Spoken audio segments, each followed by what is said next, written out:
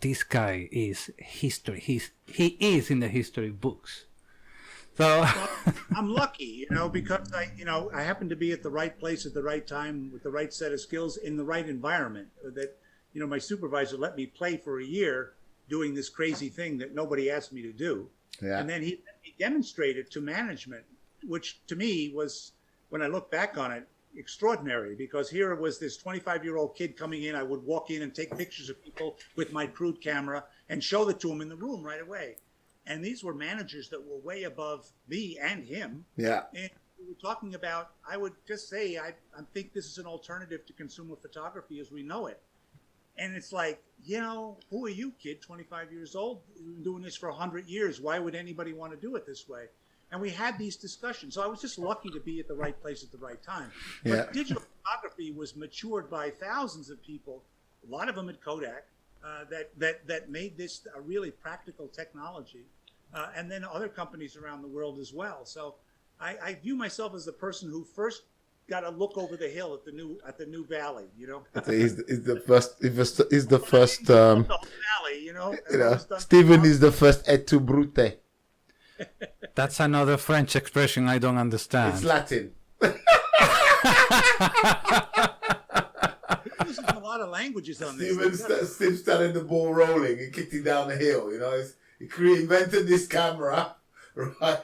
And the company went, oh yeah, who are you, blah. We've been around 100 years. What's the point of changing, blah, blah. And then he invented this thing in-house. And then suddenly this technology goes out elsewhere after the house, right? Yeah. And then Apple, which was almost bankrupt. True. In the 90s, almost bankrupt. And Kodak could have bought Apple. Imagine the world if Kodak actually bought Apple. And then what happens? Apple implements Kodak's idea so perfectly that that's it, end of the DSLR business. You see what I mean?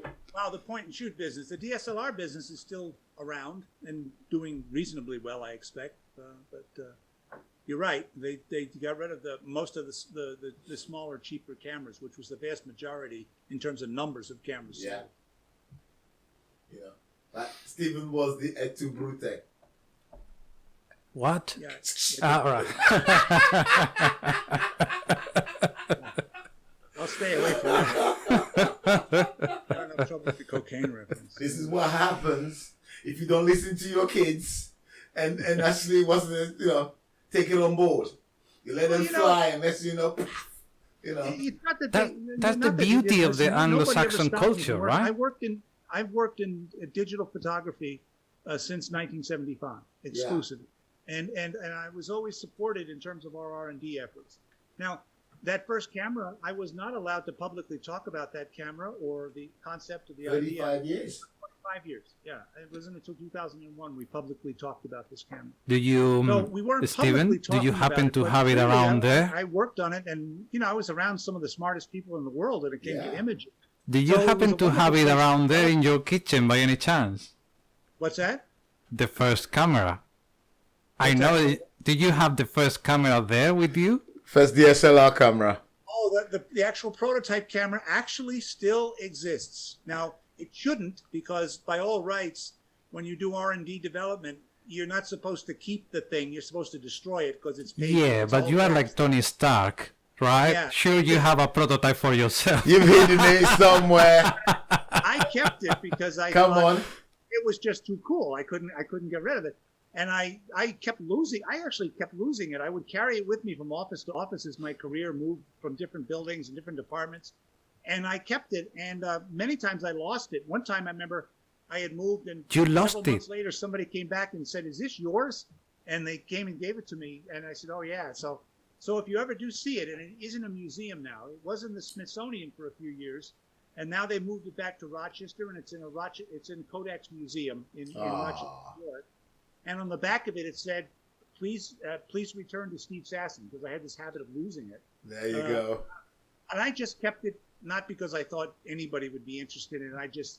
It was just an extremely cool adventure and learning experience that I had. So that's why I kept it.